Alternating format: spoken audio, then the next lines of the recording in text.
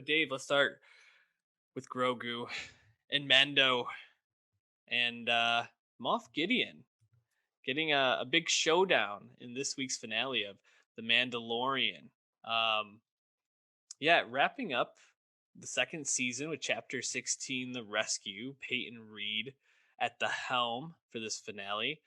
And, you know, I think Mandalorian, for anyone that cares about Star Wars in any way, has really become must watch television. It's one of the few shows that I watch as soon as I can every week. It's on the mind. Want to see it? Want to talk about it? And I think this season somehow upped the the quality, up the stakes, up to the uh, interest for a lot of people. Just a really great season of television, and I think this finale really landed the ship. And before we get too far into it, I just want to hear how are you feeling about Mando the finale and Mando season 2 as a whole? Uh, like you, I'm feeling great. Definitely think the season exceeded expectations, and in general, did not think The Mandalorian as a live action Star Wars television show would reach the levels it has in 16 episodes. Without a question, it's I've been quite impressed, and the recent news of spin-off shows with that Disney investor call and the an additional show that we learned about in the finale. Is honestly welcome news because you can tell that a plan is in motion and it's being executed on at a very high level. So it's lovely. Yeah, it's nice when it feels like the people who are creating the show have such a great handle on not only what Star Wars fans want to see, but then are making a story that doesn't feel totally fan servicey, but still kind of working in those appearances and those storylines that get the get those OG heads going.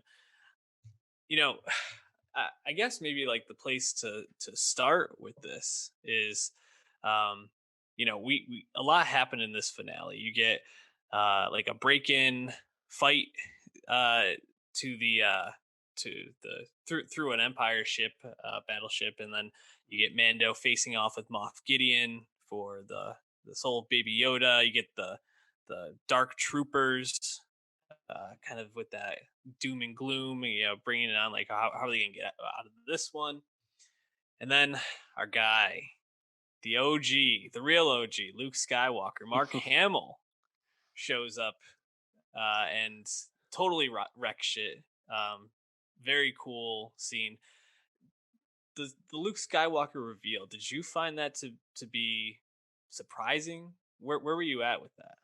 I mean, as soon as I saw the X-wing, I knew it was Luke. Thought that was kind of obvious, especially once you could tell they were intentionally hiding his face. So I was like, okay, well, that's because this is digital effects because Right. Mark Hamill doesn't look like that anymore. I think that was pretty clear. Um, but yeah, I hadn't considered much the prospect of Luke showing up on the show. I really thought if somebody was gonna, connect with Grogu's force call on Tython, I thought it'd be like Ezra Bridger and bring in more Rebels connection in.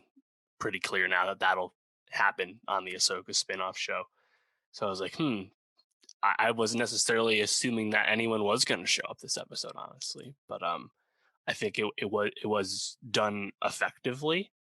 Um, saw a lot of I mean, like, there's cool things, right? Like the mirroring of the Vader Rogue One shot with Luke, and the smoke and stuff. Obviously, the Mhm. cool nods like that. Obviously, it's a very fan servicey thing, and he definitely saw a lot of takes about. It. I was like, this is what we wanted. This isn't why we like this, and not the Last Jedi. And it's like, I mean, Luke barely said anything in this. It's not like this is great Luke. It's just a really good cameo, and it was cool. Right. Um, whether there's subsequent Luke spin-offs or a spin-off with Luke and Grogu, I think is its own thought, really, and kind of interesting because the way we're at with this story, when is the next time anyone sees Baby Yoda? Is he going to be in the next season of The Mandalorian? Like, that seems kind of implausible to me, unless he immediately leaves Luke, which wouldn't make much sense now that we know he's with Luke.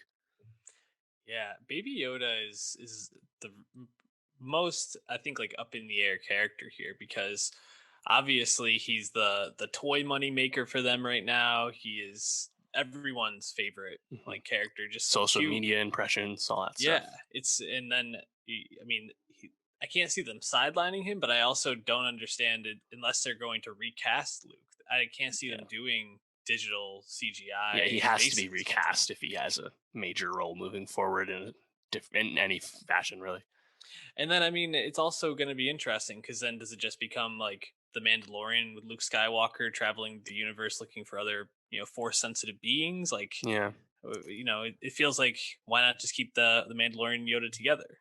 Well, and that's the Uh, thing too is I think season two actually did like a really good job of working towards Din taking off his helmet mhm, and kind of closing the book on that first arc between Grogu and Din, right? And that moment where he takes off the helmet again in front of everyone else so that Yodes can see his face before mhm. he says goodbye. I think that was really well done, and also I think kind of closes the book for now between those two. Mandalorian season three, I think Bo-Katan and the Dark Saber and earning that to her qualifications, that aspect, reclaiming Mandalore. Perhaps Mandalorian season three is a more straightforward proposition for the plot, um, because I don't know, from like a narrative perspective, I don't understand how you bring him back. If anything, I feel like building the show out and all the other spin-offs where he doesn't really show up for a while, and like we're building ourselves back up to Baby Yoda's return. You know, and I wonder if like time, like we'll have like a time jump. We're only 5 years after Return of the Jedi, meaning we're 25 years before Force Awakens. So there's a lot of time before Kylo Ren kills everyone at Luke's uh, Jedi Academy. So And does that include Baby Yoda?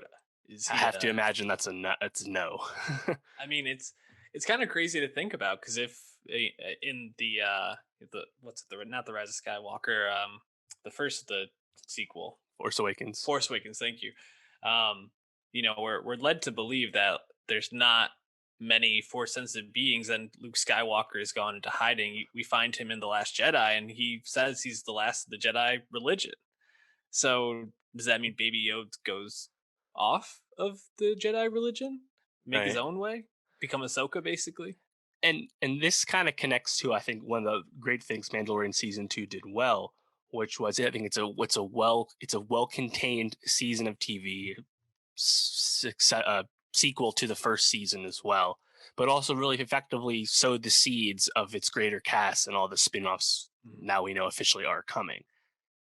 Um, and I think even Mandalorian season two and definitely these spin-offs to come have like filled in like the gaps that the sequel trilogy like gave for people in terms of like filling in the lore and like the plot of the movies and Return of the Jedi to the sequel trilogy, like this questions that like have been like filled in comics and books but still kind of like nebulous to the average movie fan. We've been getting that filled in I think kind of smartly, and like the Rangers of the Republic show, which we assume is the Cara Dune spinoff, I think that'll be a really good job to kind of explain why Force Awakens begins with a New Republic and the Resistance separated, and like why was Leia being like new rebels even though they were in control of government, right? It's like there's tons of potential and opportunity to do stuff like that.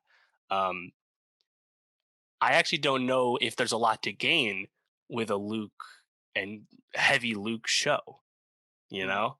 So that again leaves a big question to me of like what is the future for Grogu in terms of these stories. yeah. Like some of these spin-offs, I feel like they feel kind of self-contained. The Book of Boba Fett, that was the big reveal in the post credits of the season two finale. That's cool. That's just more Boba Fett, kind of making good on the Boba Fett hype and coolness that we've had since 1979. Um, Mhm. and that was another big benefit of season two, right? It's like it's tremendous fan service to see Boba Fett like in the flesh for real and actually like speaking and doing things. And we're gonna get more of that. That's cool. And like the Ahsoka show, continuing what the cartoons have done. Right. But how does Baby Yoda actually fit into this? I really don't know. Yeah, that's a big question out there, and I do feel like we got a very satisfying goodbye. Not only do we get like the Yep. touching moment where Baby Yoda needs Din's approval, needs him to take or ask him to take the mask off, and Mandalorian obliges. Pedro Pascal also with some A+ acting, I think, in that moment. We Really a see lot of him for once. emotion. Yeah, exactly. But I think to bring it back to just the show, The Mandalorian in general. I think that moment so perfectly like encapsulates um, really what the show does well, which is I think like it gives you these wonderful characters and they all get moments, but no one character feels like overplayed or overdone. Even Hmm. Yoda, in this season, or Grogu in this season was pretty sparingly used. I mean, I Yeah. guess like the episode he was in the most is probably the one with the frogs and where he was like eating them, and that was like Hmm. comic relief. But other than that, he's really just there for like the reaction shots. He gets sidelined in almost every other episode. It's um I think it's just great that they've built out this thing where they have all these characters just pop in and have these moments, then can pop back out, and it doesn't feel like disingenuine or like they're just like putting stuff in to put stuff in. And to even further it along, it creates a really familiar structure week to week where the episodes feel like you kind of know the beats, you know it's coming, and that I think is makes it pleasurable to watch and easy to watch.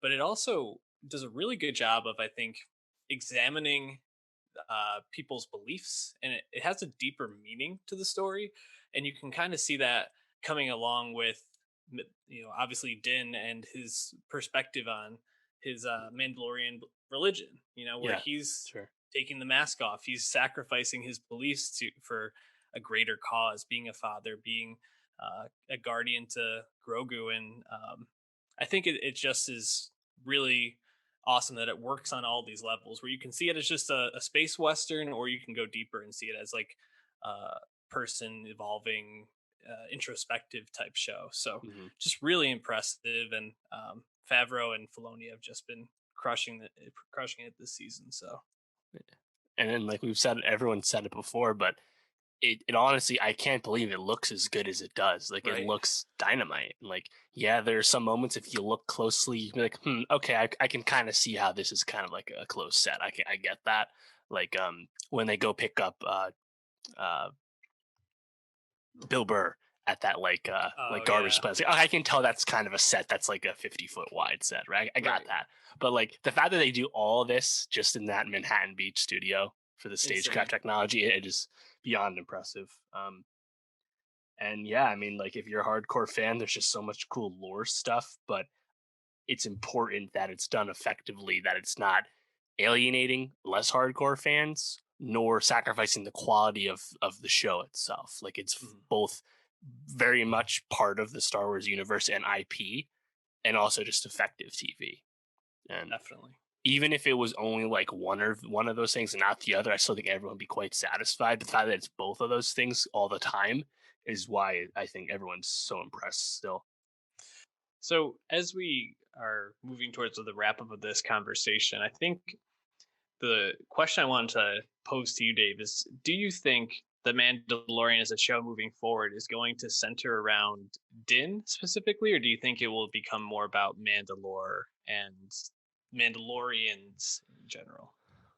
Yeah, it's a good question. I think it's still going to be around Din, but maybe his whole season is the, around like the Mandalore stuff, right?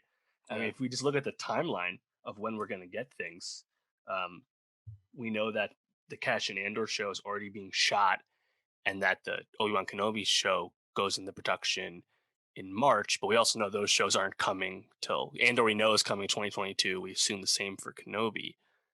Um, it was recently revealed that the Book of Boba Fett's already in production, and that Mandalorian season 3 will follow that.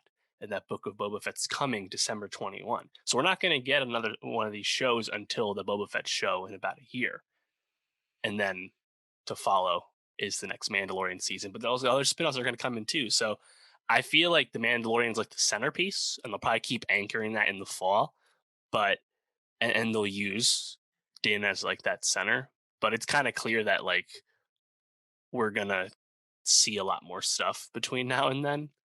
And again, it's going to be a while before we see Baby Yoda, because if he's not in much of season 3, and we already know season 3 is going to be like probably 2 years from now. Like, it's kind of a long wait, you know? Yeah. Yeah, they'll still sell merchandise and stuff. Get the No, Uke yeah. the Uke, yeah, the Uke character action figure